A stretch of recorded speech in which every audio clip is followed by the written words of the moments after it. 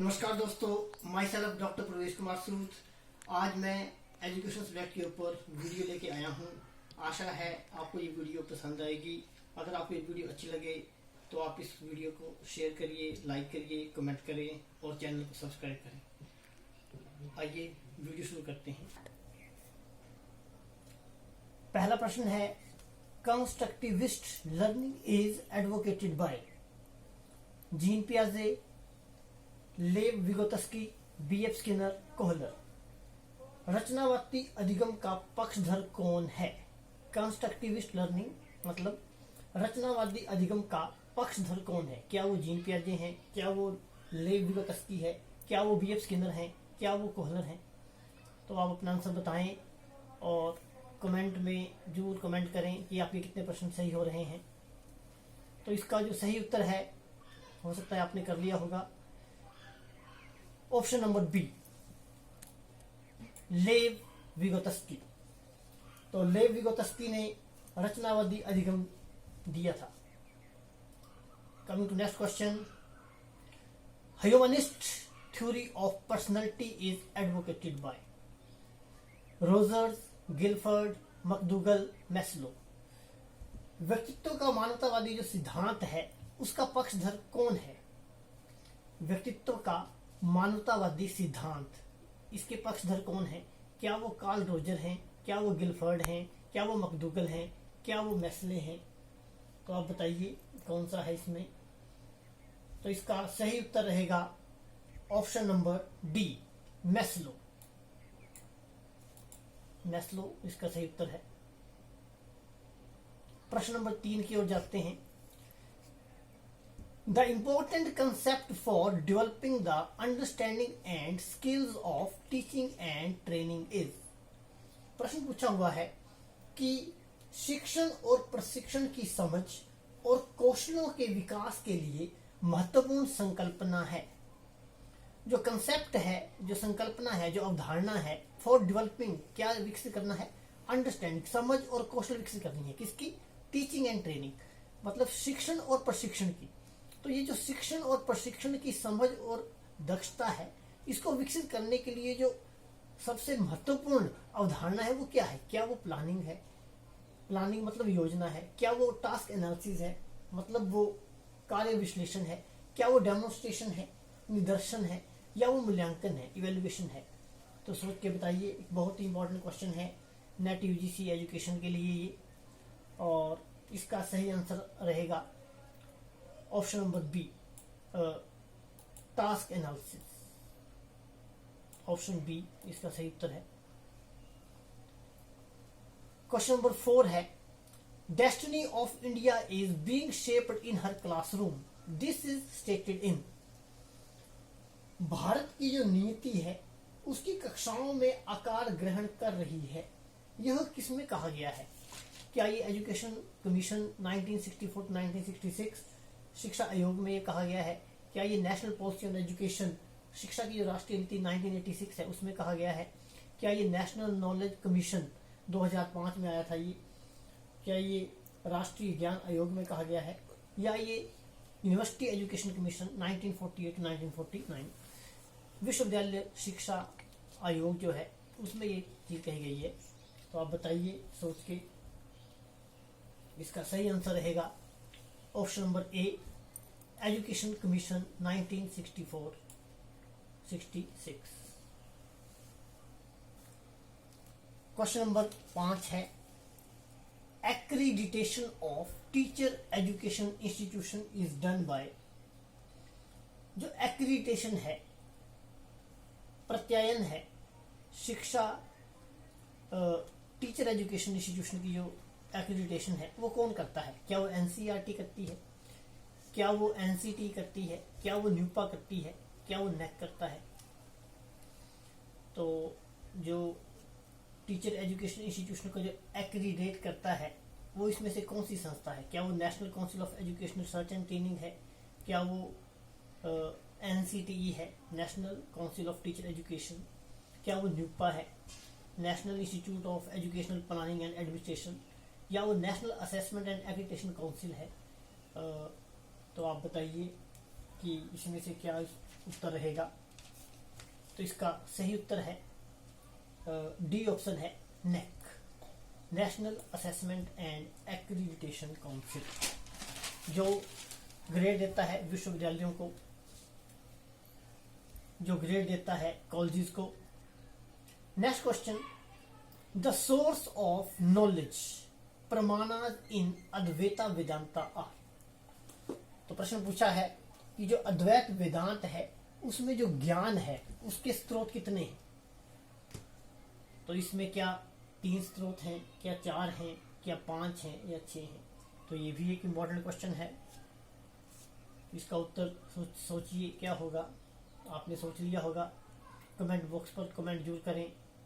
अगर आपको वीडियो अच्छी लग रही हो तो कृपया वीडियो को शेयर लाइक करें और चैनल को सब्सक्राइब करें और हमारा हौसला भी बढ़ाएं, ताकि आने वाली वीडियो के साथ हम आपको अच्छे अच्छे प्रश्नों के उत्तर देते रहें। तो इसका आएगा 6 डी। प्रश्न नंबर 7 है, idiots are labeled as having an IQ range of। कितनी बुद्धि लब्धि वाले को जड़ बुद्धि कहा जाता है। इडियट्स का मतलब है जड़ बुद्धि, IQ होता है इंटेलिजेंट क्वेश्चन, बुद्धि लब्धि। तो जो इडियट्स हैं उनकी बुद्धि लब्धि कितनी होती है ये पूछा हुआ है। IQ का जो कंसेप्ट है ये भी आपको पता होना चाहिए कि IQ किसने दिया था। IQ का कंसेप्ट स्टर्न ने दिया था और इसको निकालने का फार्मूला होता है mental as over chronological age into 100। तो क्या इसकी बुद्धि लब्धि 0 से 25 के बीच में है, क्या ये बुद्धि लब्धि 26 से 50 है, क्या ये 100 से 125 है या 120 से 160 है। तो आप बताइए।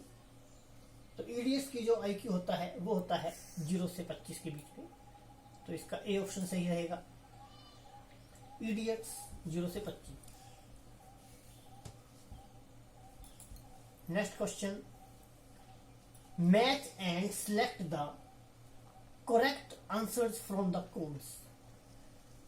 तो लिस्ट दे रखी है और ऑप्शन दे रखी हैं। तो अब आप देखिए, कुछ एक साइकोलॉजिकल टेस्ट हैं लिस्ट 1 में और लिस्ट 2 में साइकोलॉजिस्ट्स हैं। तो ये जो मनोवैज्ञानिक परीक्षण लिस्ट 1 में दे रखे हैं और जो मनोवैज्ञानिक हैं वो आपने बताने हैं कि कौन सा मनोवैज्ञानिक ने कौन से मनोवैज्ञानिक परीक्षण दिए। जैसे पहला जो टेस्ट है उसका नाम है इंटेलिजेंस टेस्ट। तो इंटेलिजेंस टेस्ट जो है ये आपने बताना है क्या ये रोशर ने दिया, क्या ये टॉरेंस ने दिया, क्या ये बिने ने दिया या स्टोन ने दिया या लिकर्ट ने दिया। इसी प्रकार इंटरेस्ट टेस्ट है, ये बताना है। पर्सनैलिटी टेस्ट है, क्रिएटिविटी टेस्ट है। पहला है बुद्धि परीक्षण, रुचि परीक्षण, दूसरा है, तीसरा है व्यक्तित्व परीक्षण और चौथा है सृजनात्मकता परीक्षण। तो बताइए। तो इंटेलिजेंस टेस्ट जो है ये दिया था बिने ने, तो ए का 3 हो जाएगा। इंटरेस्ट टेस्ट जो है ये दिया था स्ट्रोंग ने, स्ट्रोंग्स वोकेशनल इंटरेस्ट टेस्ट, बहुत ही मशहूर टेस्ट है ये। इसी प्रकार पर्सनैलिटी जो टेस्ट है ये दिया था रोर्सा ने, रोर्सा इंक ब्लॉक टेस्ट। रोर्सा का स्याही धब्बा परीक्षण था जो व्यक्तित्व से संबंधित था। और जो सृजनात्मकता का परीक्षण है वो दिया था टॉरेंस ने। तो अब आप इसमें देख लीजिएगा, इसका जो ऑप्शन है वो आएगा डी। डी ऑप्शन इसका आएगा, ये मैंने अभी आपको करवाया है।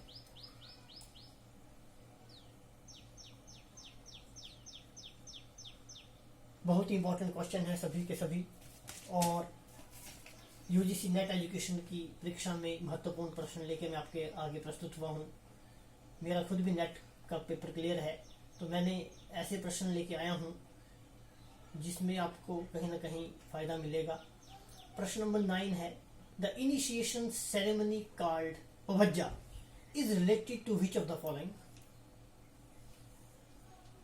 शिक्षा प्रारंभ करने हेतु पवज्जा जो अनुष्ठान है वो निम्न में किससे संबंधित है। क्या वो इस्लाम से संबंधित है, क्या वो जैनिज्म होगा, क्या वो समख्या योगा है या फिर बुद्धिज्म है। तो शिक्षा प्रारंभ करने के लिए जो अनुष्ठान पवज्जा था वो संबंधित था बुद्धिज्म से। तो इसका ऑप्शन नंबर डी सही है। आंसर आएगा बुद्धिज्म। जो बौद्ध धर्म है वो प्रवज्ञा से संबंधित है, एक धार्मिक अनुष्ठान है और ये शिक्षा प्रारंभ करने से संबंधित है। देन क्वेश्चन नंबर 10 है, the relation between education and psychology is best understood on the basis of. शिक्षा और मनोविज्ञान के संबंध को किस आधार पर सर्वोत्तम ढंग से समझा जा सकता है? तो यहां पर पूछा हुआ है कि पहला ऑप्शन दे रखा है इंटरडिपेंडेंस। इंटरडिपेंडेंस है परस्पर निर्भरता जिसको हम कहते हैं। इंडिपेंडेंस है स्वतंत्रता। उसके बाद है इंटरैक्शन अंतरक्रिया, या फिर डिपेंडेंस निर्भरता। तो इसका क्या उत्तर होगा? ये बहुत ही इंपॉर्टेंट क्वेश्चन है क्योंकि ये एजुकेशन और साइकोलॉजी के बीच में रिलेशन की बात की है और इसमें ये कहा है कि ये best understood on the basis of, किस आधार पर ये है। तो अब आपको पता होगा कि एजुकेशन जो है ये टोटली साइकोलॉजी के ऊपर बेस्ड है। साइकोलॉजिकल के जो रूल्स हैं, लॉज हैं, थ्योरीज हैं, उनको हम एजुकेशन में लेके आते हैं, उनका हम एजुकेशन में प्रयोग करते हैं। इसलिए हम ये कह सकते हैं कि एजुकेशन और साइकोलॉजी जो है इनके बीच में अंतःक्रिया होती है। तो इसका सही उत्तर आएगा इंटरेक्शन, अंतःक्रिया, सी ऑप्शन।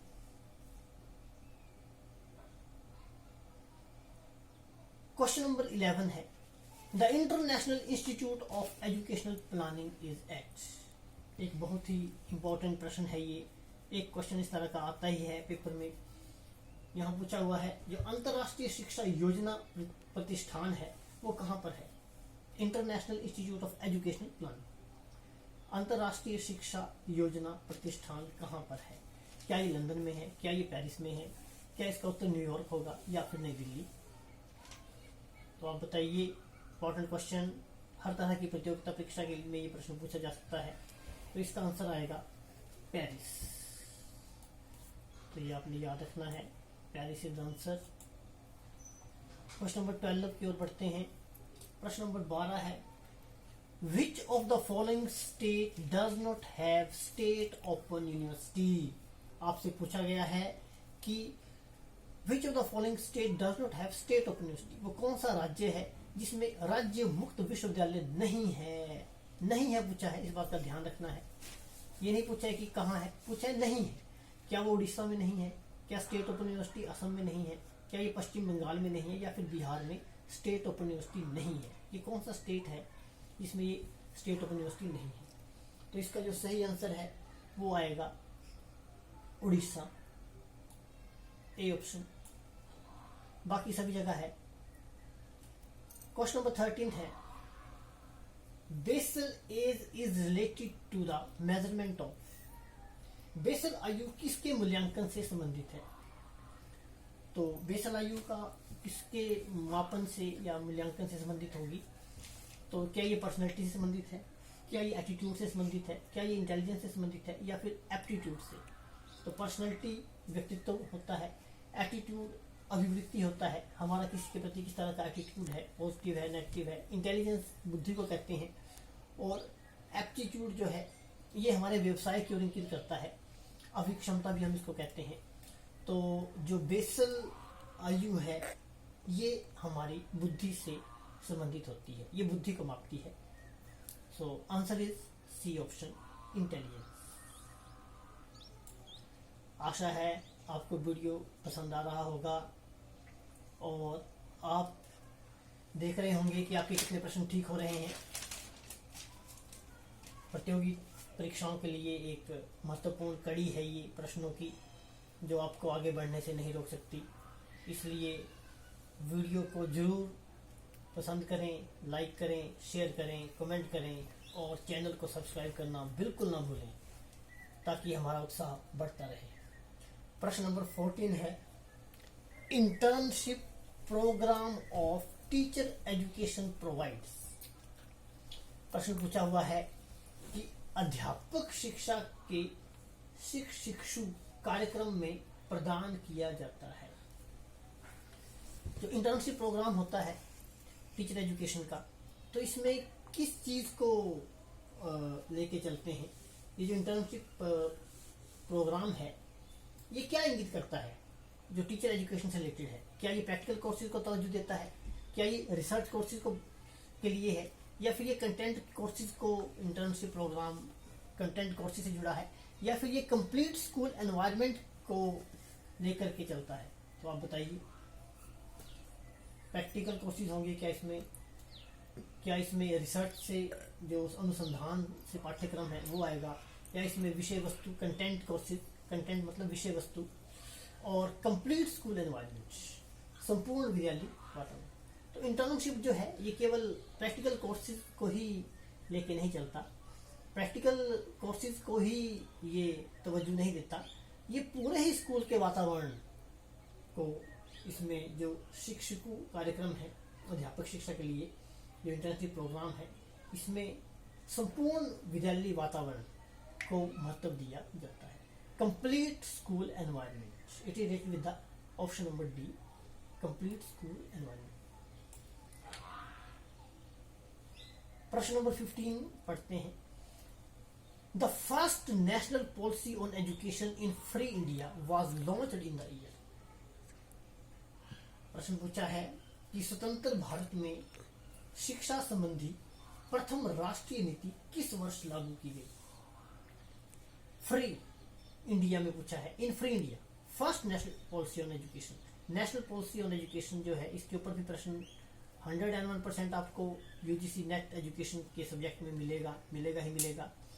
तो आपने बताना है कि इसका क्या आंसर आएगा कि स्वतंत्र भारत में जो शिक्षा संबंधी प्रथम राष्ट्रीय नीति है ये कौन से साल में लागू की गई? क्या ये 1968 में लागू की गई, क्या ये 1964 में लागू की गई, क्या ये 1978 में की गई, या फिर 1980 में की? तो ये लागू की गई 1968। तो ये आपने ध्यान रखना है। जो पहली जो